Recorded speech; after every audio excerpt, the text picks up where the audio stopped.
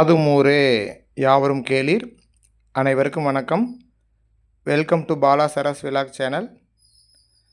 ரொம்ப நாள் கழித்து எங்கள் வீட்டு தோட்டத்தை இன்றைக்கி காமிக்கலான்னு முடிவு பண்ணிட்டேங்க. ஃப்ரெண்ட்ஸ் எல்லோரும் எப்படி இருக்கிறீங்க? எல்லோரும் நல்லா இருக்க இறைவனை வேண்டிக்கிறேங்க. பாருங்கள், நம்ம பழத்தோட்டம் இப்போ எந்த அளவுக்கு வளர்ந்துருக்குன்னு பாருங்கள். பழத்தோட்டத்தில் இருக்கிற ஒவ்வொரு மரங்களும் எந்த அளவுக்கு வளர்ந்துருக்குதுங்க நம்ம இன்றைக்கி பார்க்க போகிறோங்க. முதல்ல பாருங்கள், இந்த வெள்ளை நாவல் இது ரொம்ப அழகாக வளர்ந்துருந்ததுங்க. ரொம்ப ஹைட்டாக வளர்ந்துருந்தது. ஆனால் போன வாரம் அடித்த காற்றுல சாஞ்சிருச்சு. பாருங்கள், இது வந்து ஸ்ட்ராபெரி கொய்யா. எல்லா பழ மரங்களும் என் உயரத்துக்கு வளர்ந்துருச்சுங்க. இதுக்கு முன்னாடி போட்ட வீடியோ பார்த்துருப்பீங்கன்னு நினைக்கிறேன். அதெல்லாம் ரொம்ப சின்ன செடியாக இருந்தது. இப்போ எல்லாமே என் உயரத்துக்கு வளர்ந்துருச்சுங்க. பாருங்கள், இது வந்து கருப்பு நாவல், பெரிய நாவல் பழங்க. இதுவும் என் ஹைட்டுக்கு வளர்ந்துருச்சுங்க. பாருங்கள், இது எல்லாமே மக்காச்சோளம். சரி, விதைகள் போட்டு பார்த்தா நம்ம வீட்லேயும் மக்காச்சோளம் வருமானு ஒரு முயற்சி தான் பண்ணி பார்த்தேன். அப்புறம் பார்த்தா சூப்பராக முளைச்சிருச்சுங்க.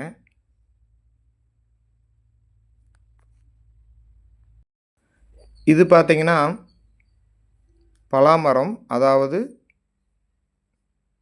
வியட்நாம் ஏர்லி சூப்பர் அப்படின்னு சொல்கிற அந்த வகையை சேர்ந்ததுங்க. இதுவும் பார்த்திங்கன்னா என் உயரம் வளர்ந்துருச்சு. இதெல்லாம் முதல் வளராதான் ஒரு இலையாவது விடாதான்னு பார்த்துட்ருப்பேன். இப்போ பாருங்கள், என் உயரம் வளர்ந்து நிற்குது. எல்லா பழமரங்களும் கிட்டத்தட்ட 1 இயர் தான் ஆச்சு. இந்த ஜூனோட பார்த்திங்கன்னா நாங்கள் வீட்டு தோட்டம் ஆரம்பித்து முழுமையாக 1 வருஷம் ஆகப்போகுது. இந்த 1 வருஷத்துலேயே எல்லா மரங்களும் ரொம்ப ஹைட்டாக வளர்ந்துருச்சு. பாருங்கள், இது வந்து பீட்ரூட் கொய்யா, என்னை விட உயரமாக வளர்ந்துருச்சு. பாருங்கள், காய்கள் வந்து 3 பிஞ்சு விட்டுருக்குது. இந்த பீட்ரூட் கொய்யாவை பற்றி நீங்கள் கேள்விப்பட்டிருப்பீங்க. ரொம்ப பார்க்க அழகாக இருக்குது, ரெட்டாக இருக்குது அப்படின்னுட்டு. பீட்ரூட் மாதிரியே இருக்குதுன்னு. ஆமாம், பாருங்கள், அப்படி தான் இருக்குது. ஆனால் நீங்கள் நினைக்கிற மாதிரி இது டேஸ்ட்டாக இருக்குன்னு சொல்லணும்னா ரொம்ப டேஸ்ட்டுன்னு சொல்ல முடியாதுங்க. கொஞ்சம் சப்பையாக தான் இருக்குது. ரொம்ப இனிப்புன்னு சொல்ல முடியாது. ஏற்கனவே ஒரு பழத்தை வந்து நாங்கள் பழுத்ததுக்கப்புறம் சாப்பிட்டு பார்த்தோங்க. கொஞ்சம் சப்பையாக இருக்குது. ஆனால் சர்க்கரை வியாதிக்காரங்களே இதை சாப்பிட்லாங்க. ஏன்னா ரொம்ப நன்மையை தரும். அதிகமான இதில் சர்க்கரை இல்லை. நம்மளும் பார்த்திங்கன்னா உப்பு மிளகா பொடி போட்டு சாப்பிட்டா சும்மா சூப்பராக இருக்குதுங்க. பாருங்கள், என் உயரம் வளர்ந்துருச்சு. என்னை விட ஹைட்டாக வளர்ந்துருச்சு. பார்க்க ரொம்ப ரொம்ப அழகாக இருக்குதுங்க இந்த இலையோட கலர் பார்க்குறப்போ. இது துவரம்பருப்பு செடி பக்கத்துலேயே ஒன்று விதை விழுந்து முளைச்சிருச்சுங்க. துவரம்பருப்பு போன டைம் சீசனுக்கு நிறைய எடுத்து வச்சுருக்கிறேன். இன்னும் விதைகள் போடல, ஆடி மாதம் தான் போடணும். பாருங்கள், இது வந்து வெத்தலை கொடி வச்சுருக்கிற இடம். அதே புதர் மாதிரி ஆயிடுச்சுங்க. வெத்தலை கொடியெல்லாம் கொஞ்சம் காஞ்சிருச்சு. ரொம்ப கடுமையான வெயிலுங்க ஈரோடு மாவட்டத்தில். பாருங்கள், இவ்வளோ கடுமையான வெயிலுக்கு நடுவுலையும் அவக்கோடா வந்து சிரிச்சிட்டு இருக்குது. அதுக்கு காரணம் வந்து நான் தாங்க. ஏன்னா டெய்லி தண்ணி ஊற்றி குழந்த மாதிரி அதை பார்த்துக்கிட்டேன். ஏன்னா கிட்டத்தட்ட இந்த ஒரு மாதமாக பார்த்திங்கன்னா 100 டிகிரிக்கு மேலே தான் ஈரோடு மாவட்டத்தில் வெயில் அடிச்சுது. பாருங்கள், இது காஸ்மாஸ் ஃப்ளவர்லேயே அடுக்கு. பார்க்க ரொம்ப ரொம்ப அழகாக இருக்குது. இதுகளும் விதைகள் வரும்னு எதிர்பார்த்துட்டுருக்கிறேன். ஆனால் பூ காஞ்சு அப்படியே போயிடுது. ஆனால் விதைகள் இன்னும் ஒன்றும் கூட வரல. விதைகள் வந்தால் தான் எடுத்து வைக்கணும், சேகரித்து வைக்கணும். இதுவும் ரேர் பிளான்ட்டு தான். பார்க்க ரொம்ப ரொம்ப அழகாக இருக்குதுங்க இந்த பூக்கள். வெயில் தாங்க முடியலைங்க செடிகள்னால. பாருங்கள், இது வந்து மல்லிகா வகை, மல்லிகா மாம்பழம், அதாவது மல்லிகாங்கிற வகையை சேர்ந்தது. இப்போ புதுசாக வாங்கி நட்டிருக்கிறேன். அவக்கோடா தான் என்னை விட உயரமாக வளர்ந்துருச்சு. எப்படியும் இந்த வெயிலுக்கு தாக்கு பிடிச்சி இந்த கடுமையான வெயில்லையும் உயிரோடு இருக்குதுங்கிறதே பெருமையான விஷயம், சந்தோஷமான விஷயந்தான்.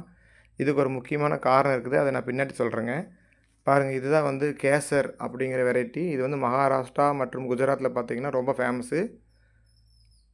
இது அந்த வகையை சேர்ந்த, அந்த பகுதியை சேர்ந்த ஒரு மாமரம். பீட்ரூட் கொய்யா பாருங்கள், எல்லா மரங்களை விட உயரமாக வளர்ந்துருச்சு. காற்றுக்கு ஆடுற அழகே தனி தாங்க. பார்த்துக்கிட்டே இருக்கிறான் போல் இருக்குது. ஒரு 4 வாது தான் வந்திருக்குது. இதுக்கே இவ்வளோ அழகாக இருக்குது.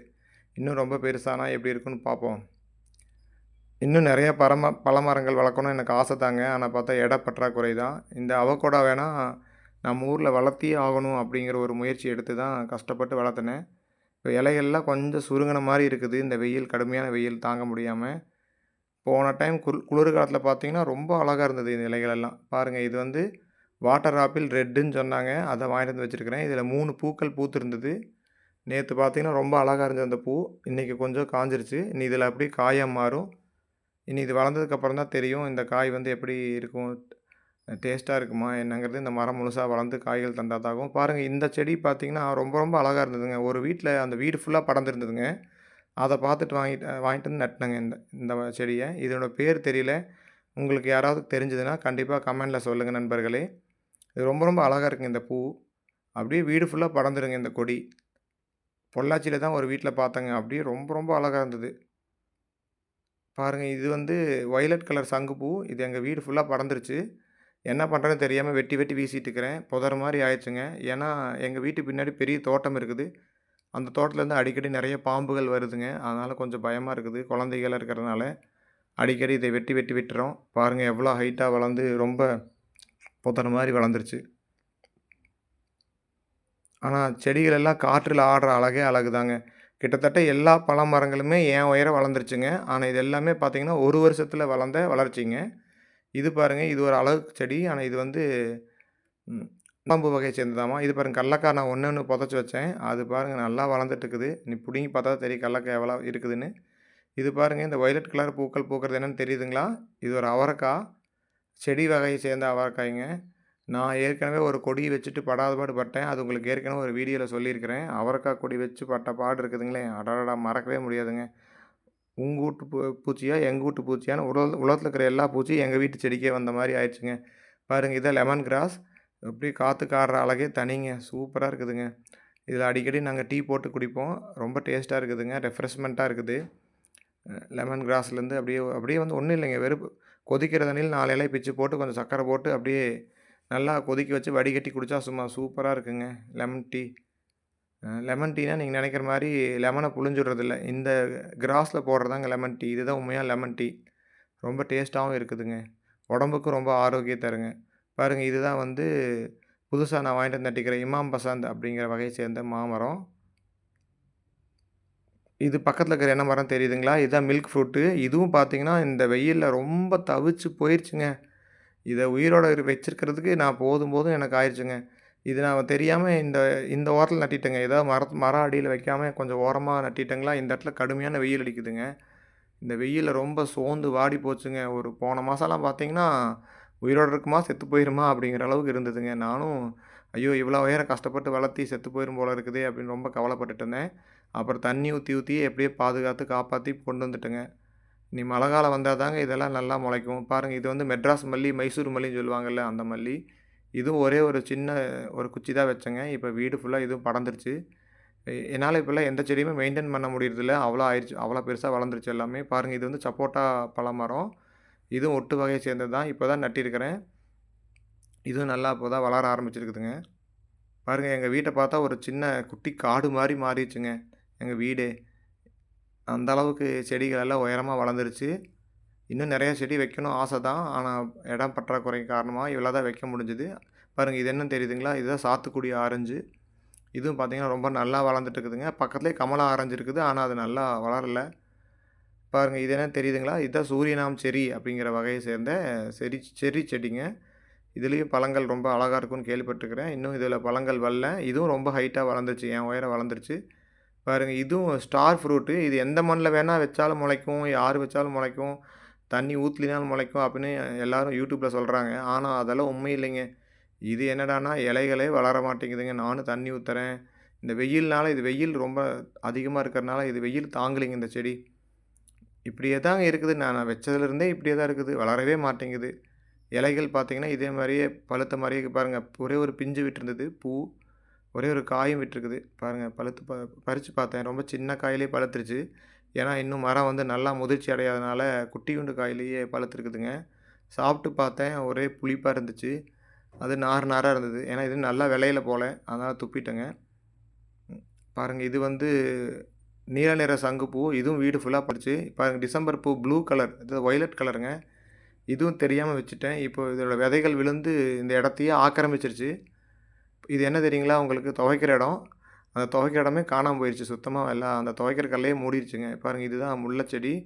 இந்த முல்லை செடிய ரொம்ப கஷ்டப்பட்டு தான் வளர்த்திட்டு இருக்கிறேன். ஏன்னா, போன டைம் அடிச்ச காத்துல டோட்டலா உளுந்து உடஞ்சிருச்சுங்க. நல்லா வளர்ந்துட்டு இருந்தது. இப்போ மறுபடியும் எப்படியோ உயிர் பிடிச்சிருக்குது. ஒரு குச்சி வச்சு நட்டியிருக்கிறேன். இப்போ தான் 1, 2 பூக்கள் பூக்க ஆரம்பிச்சிருக்குதுங்க. ஏன்னா முல்லை செடி என்னோட ஃபேவரெட்டு. முல்லைப்பூக்கள் பார்த்தீங்கன்னா, நெறையா பூத்ததுக்கப்புறம் பறிச்சு, அதை என் கையால கட்டி என் மனைவிக்கு குடுக்கணும்னு எனக்கு ஆசைங்க. அதனால தான் முல்லை செடி வளர்க்குறேன். பாருங்க இது என்னன்னு தெரியுதுங்களா? இதாங்க பவளமல்லி. இந்த பூ தான் பார்த்தீங்கன்னா, உலகத்திலேயே சிறந்த பூன்னு சொல்லலாம். ஏன்னா, இத தான் வந்து எல்லா இறைவனுக்கும் சூட்டலாம். பக்கத்திலேயே ஒயிட் செம்பருத்தி இருக்குதுங்க. இதுவும் பார்த்தீங்கன்னா, அஸ்வினி பூச்சி தாக்குதல்னால நல்லாவே வளரல. எல்லா செடிகளையும் வளர்த்துறதுக்குள்ள ரொம்ப கஷ்டம் தான் அப்படின்னு புரிஞ்சுக்கிட்டேன். பாருங்க இது வந்து இந்த நித்திய கல்யாணியிலேயே கலர்ஸு ரெட்டு அண்டு பிங்க்கு. ஒரே ஒரு கரும்பு செடி தாங்க இருக்குது. எக்கச்சக்கமான கரும்பு வச்சுருந்தேங்க. போன டைம் பொங்கலுக்கு வாங்கி எல்லாமே நல்லா வளர்ந்தது. ஆனா வெயில் தாங்காம வறண்டுருச்சுங்க. பாருங்க திராட்சை கொடி இது போன வருஷம் ஆடி மாதம் நட்டனேன். இப்போ கிட்டத்தட்ட இப்போ ஆடி வரப்போகுது. 1 வருஷம் ஆகப்போகுது. இப்போ தான் ஒரு வாது அப்படியே நல்லா வளர்ந்துருக்குது. இந்த பக்கம் பாருங்க இதெல்லாம் புதர் மாரி ஆயிருச்சு. இதெல்லாம் கிளீன் பண்ணணும். எனக்கு டைமே இல்லைங்க. கண்டிப்பா ஒரு நாள் இது கிளீன் பண்ணணும். பாருங்க எங்க வீட்டு தோட்டத்தில இருக்கிற செடிகள் எல்லாம் காற்றுக்கு ஆடுற அழக பாருங்க. அடடடா! அப்படியே ரொம்ப சூப்பரா இருக்குது. பாருங்க ஒரு குட்டி காடு மாரி தாங்க இருக்குது. நிலமே தெரியல. ஃபுல் அண்ட் ஃபுல்லா பச்சை பசேல்னு கிரீனரியா ஆயிருச்சு. ஆனா இருந்தாலும் கொஞ்சம் பயமா தாங்க இருக்குது. பாம்பு தொல்லை அதிகமா இருக்கிறனால வீட்டுக்குள்ள ஏதாவது பாம்பு வந்துருமோன்னு கொஞ்சம் பயமா இருக்குதுங்க. அதனால தான் அப்பப்போ தேவையில்லாத செடியெல்லாம் புடுங்கிறதுங்க. பாருங்க குட்டி காடு மாரி ஆயிருச்சுங்க. மினி காடு. ரொம்ப நாள் ஆசை. இந்த மாரி மினி காடு உருவாக்கணும் அப்படின்னு. இப்போ தாங்க அது நிறைவேறி இருக்குது. 1 வருஷம் ஆயிருக்கு. இன்னும் எல்லா மரங்களும் பெருசா வளர்ந்து, இன்னும் நெறையா பழங்கள் தந்து, அதெல்லாம் பறிச்சு, பறிச்சு சாப்பிடணும் அப்படிங்கிறது தான் என்னோட ஆசை. அதே மாரியே இதில வர பழங்கள் நெறையா வந்ததுன்னா, மத்தவங்களுக்கும் குடுக்கணும் அப்படிங்கிறது என்னோட ஆசை. சீக்கிரமே நிறைவேறும்னு நம்புறேங்க. பாருங்க எங்க காடு காத்துல அசையறத பாருங்க எங்க செடிகள் எல்லாம். ரொம்ப ரொம்ப அழகுங்க. கண்கொள்ளா காட்சி. 2 கண்கள் போதாது அப்படிங்கிற மாரி நல்லா காற்று அடிக்குதுங்க.